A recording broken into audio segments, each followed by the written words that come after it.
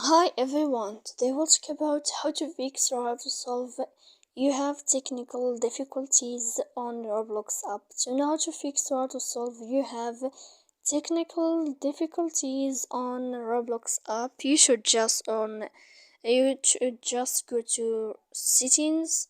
Then this page you click apps, default apps, app settings.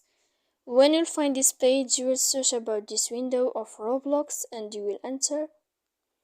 Here in this page of app info, you will search about first stop and you will click OK. Here we go to click storage. After that, we click clear cache, and in the end, you can go to Play Store.